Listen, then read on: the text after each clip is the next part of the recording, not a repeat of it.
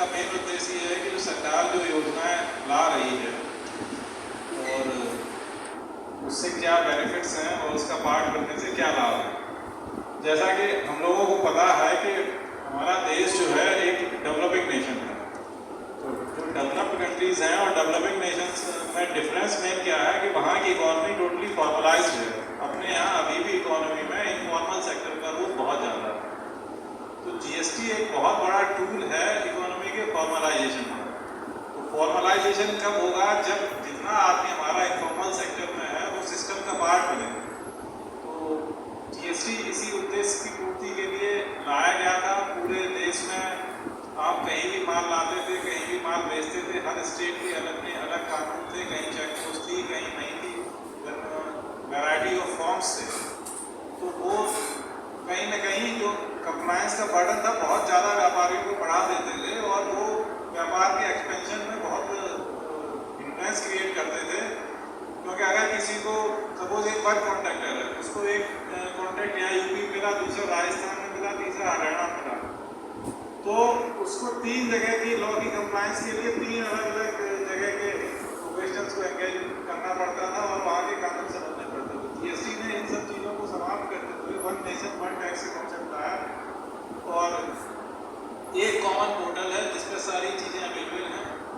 उसी चीज़ सारा जो इंटरफेस था वो आईटी इनेबल्ड कर दिया ऑनलाइन। मतलब जो फिजिकली आपको बार बार हर छोटे से काम के लिए कार्यालय जाने की आवश्यकता होती थी वो समाप्त की, जिसका काफ़ी अच्छा रिस्पॉन्स पब्लिक की तरफ से, व्यापारियों की तरफ से मिला। जो हमारा रजिस्ट्रेशन जीएसटी जब आया था 2017 में, तब जो था उससे काफ़ी ज़्यादा कई गुना रजिस्ट्रेशन हो गया है। जबकि लिमिट वैट में 5 लाख की थी टर्नओवर की और जीएसटी में पहले 20 की गई, फिर बाद में 40 कर दी गई। लेकिन वो 40 लिमिट मैंडेटरी है, वॉलेंट्री के लिए कोई लिमिट नहीं है। तो अब बेनिफिट्स क्या होते हैं? आप कोई भी व्यापार करेंगे तो जैसा कि आप देख रहे हैं कि फॉर्मलाइजेशन हो रहा है कंपनी का, तो कैश में ट्रांजेक्शन करना दिनों दिन डिफिकल्ट होता चला जा रहा है। आप कोई भी व्यापार करिए, आपको कैश कैरी करने में समस्या, कैश लेने में समस्या, कैश ले जाने में समस्या। और बिजनेस टू बिजनेस ट्रांजेक्शन में तो इनकम टैक्स एक्ट में लिमिट भी फिक्स कर दी गई है, उससे ज़्यादा आप कैश जो है पे नहीं कर सकते, ले सकते हैं, पे नहीं कर सकते 20,000 से अधिक। तो ऐसी स्थिति में बैंक में आप जाएंगे, current account without GST registration आप कोई बैंक ओपन कर नहीं रहा। इसके अलावा कई बिजनेसेस ऐसे हैं जो कि मल्टीपल लाइसेंसेस जिनके लिए ज़रूरत होती है। सपोज आप मंडी में आपको लाइसेंस लेना है, ड्रग्स का लाइसेंस लेना है, वहाँ भी अब जीएसटी की रिक्वायरमेंट होने लगी है। आपको बेनिफिट ये है कि जैसे ही आप जीएसटी के नेट में आते हैं तो एक सिस्टम के अंदर आप आ गए तो सिस्टम जो भी बेनिफिट देगा वो उसी व्यक्ति को देगा जो कि सिस्टम को फॉलो करेगा, सिस्टम के अंदर रहेगा। अगर आप सिस्टम के बाहर हैं तो उस सेफ्टी नेट के बाहर हैं, तो वो सेफ्टी नेट है जीएसटी। आप रजिस्टर्ड रहिए, आपका व्यापार किसी भी तरीके का हो सकता है। आप सर्विस प्रोवाइडर हो सकते हैं, मैन्युफैक्चरर हो सकते हैं, छोटे रिटेलर हो सकते हैं। और व्यापारी के प्रकार के हिसाब से विभाग योजना लाता है, समय समय पर जो भी फीडबैक पब्लिक से मिलते हैं उसके हिसाब से एक्ट में भी चेंज होते हैं, रूल्स में भी चेंज होते हैं। और टाइम पे एमनेस्टी स्कीम के द्वारा भी, जैसे कि अभी आपने देखा वर्ष 17, 18, 19, 19, 20 में जो असेसमेंट ऑर्डर हुए थे उसमें जो डिमांड क्रिएट की गई थी उसमें एमनेस्टी स्कीम आई, जिसके द्वारा कि टैक्स पेमेंट पे इंटरेस्ट और पेनल्टी गवर्नमेंट ने वेव ऑफ कर दी। सेम वैसे ही जब आप सिस्टम का पार्ट हैं, कई जीएसटी रजिस्ट्रेशन के साथ कई चीज़ें आपको इनबिल्ट मिलती हैं जो कि जिसके लिए कोई आपको कहीं भी एक्स्ट्रा फीस नहीं देनी पड़ती, जिसमें कि सबसे बड़ा बेनिफिट वही है एक्सीडेंशियल इंश्योरेंस। एक्सीडेंशियल इंश्योरेंस कोई भी ये इमेजिन नहीं करता किसी के साथ, ना ही कोई विश करता है किसी के साथ कोई एक्सीडेंट हो, लेकिन फिर भी दुनिया है और ऐसी घटनाएं होती रहती हैं। ऐसे में जब जिसके साथ होता है उसके लिए वो 10 लाख की धनराशि उसके परिजनों के लिए बहुत बड़ा उस समय संबल का काम करती है। तो इस योजना का मैं चाहूँगा कि जितने व्यापार मंडल के लोग हैं ज़्यादा से ज़्यादा लोगों को बताएं। उसके अलावा आपको जो माल लाने ले जाने में, माल के लिए पेमेंट करने में देखिए, आप रजिस्टर्ड हैं, आपका टर्नओवर कम है, वॉलंटरी आप रजिस्ट्रेशन ले सकते हैं। सपोज आप विदाउट बिल के माल कहीं ले जा रहे हैं, कोई अगर रास्ते में इंटरसेप्ट करके पूछता है तो रोड पे ये प्रूव करना बड़ा मुश्किल है कि हमारा टर्नओवर उस लिमिट से बड़ा मुश्किल का काम है। इसके अलावा कैश में व्यापार करना तो कितना रिस्की है ये आप जानते हैं। आप कहीं भी 4 लाख कैश लेके जाइएगा तो कितना खतरनाक। आप कहीं दूसरे स्टेट में माल लेने जा रहे हैं, बाई ट्रेन गए तो कैश में माल ले जाएंगे तो बहुत समस्या है।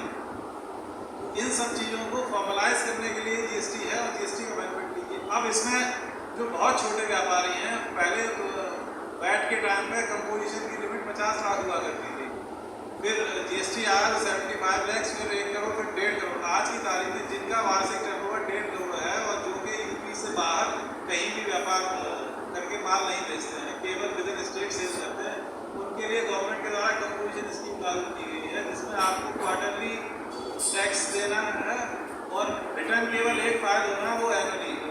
तो और ज़्यादा उसमें अकाउंटिंग भी नहीं रखनी है। ये छोटे व्यापारियों के लिए ऐसी स्कीम है कि आप अपनी टर्नओवर के हिसाब से 1% क्वार्टरली टैक्स जमा करिए और कंप्लायंस हो जाइए। डिपार्टमेंट आपको कभी भी तंग नहीं करेगा। तो बहुत ही कोई गंभीर आपका प्रकरण हो तभी भले कोई डिपार्टमेंट ऑफिसर आपके यहाँ कभी आए या इंक्वायरी हो, अदरवाइज कंपोजिशन वालों को डिपार्टमेंट सिर्फ क्वार्टरली टैक्स मॉनिटर करता है, इसके अलावा उनकी ज़्यादा मॉनिटरिंग नहीं होती। कंप्लायंस बर्डन उनका कम है। पहले इसमें केवल ट्रेडर्स हुआ करते थे वैट पीरियड में।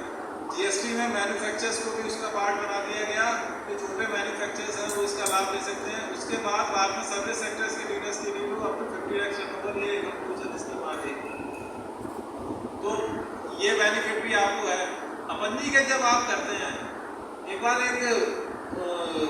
मैं पिछली स्टेशन पे था तो वहाँ एक व्यापारी थे, उनसे पूछा कि रजिस्ट्रेशन आपका टर्नओवर कम था, आपने क्या सोच के रजिस्ट्रेशन किया, क्यों लिया, डिपार्टमेंट ने आपको फोर्स तो किया नहीं, आपने क्यों ले लिया? तो उनका कहना था कि जब से रजिस्ट्रेशन लिया मुझे नींद ज़्यादा अच्छी आने लगी, क्योंकि मेरा माल अब कहीं से भी आ रहा, कभी भी आ रहा, विद बिल जा रहा, विद बिल आ रहा, मुझे टेंशन नहीं। पहले जब मैं रजिस्टर्ड नहीं था तो कहीं भी माल मंगाता था किसी ट्रांसपोर्टर से लोकल, तो ये डर लगा रहता था कि रास्ते में नहीं रुक गया। तो वो जो सीमा चौड़ा करके व्यापार करने की बात है, वो आपको सम्मान का एक प्रतीक है जो कि जीएसटी रजिस्ट्रेशन से मिलता है। इसके अलावा जो सबसे बड़ा इसका उद्देश्य है कि जीएसटी एक इनडायरेक्ट टैक्स है। टैक्स व्यापारी नहीं देते, टैक्स देते हैं जो कंज्यूमर है, जो माल खरीदता है। लेकिन सरकार के पास इतने फंड्स नहीं है कि वो हर आदमी से जाके टैक्स वसूल सके, इनडायरेक्ट टैक्स। तो उसके लिए आप लोगों का प्रयोग है। तो आप सोचिए, आप इतने इम्पोर्टेंट हैं कि आपके बिना सरकार के खजाने में पैसा नहीं आ सकता। आप सरकार के बिहाफ पर मनी कलेक्ट कर रहे हैं, सरकार ने आपको रजिस्ट्रेशन दिया, उसके बदले में आपको बेनिफिट दे रहे हैं। और बेनिफिट अभी इतने हैं और फ्यूचर में अभी बात चल रही है व्यापारी पेंशन योजना की। तो ऐसी योजना जब भी कभी आएगी तो ऑब्वियसली जो लोग सिस्टम के दायरे में हैं, सिस्टम के अंदर हैं, उनको ऑब्वियसली पहले बेनिफिट होगा। तो मैं तो यही कहूँगा कि ज़्यादा से ज़्यादा लोगों को, जो छोटे व्यापारी हैं उनको भी कंपोजिशन स्कीम के तहत आप लोग प्रेरित करिए, हम लोग भी सब प्रेरित करते रहे। इसके अतिरिक्त कोई इशू अगर किसी व्यापारी को आता है जीएसटी रिलेटेड, तो कार्यालय में हेल्प डेस्क है जो 10 to 5 ऑल वर्किंग डे में क्रियाशील रहती है। हम लोगों के सभी नंबर भी आप लोगों का बिल्कुल है, आप लोग कभी भी फोन करके अपनी समस्याओं के निवारण के बारे में पूछ सकते हैं। वो समस्या किसी भी तरीके की हो सकती है, लीगल हो सकती है, प्रोसीजर हो सकती है, किसी भी तरीके की आप डिस्कस कर सकते हैं। मैं अपनी बात को यहीं विराम दूंगा।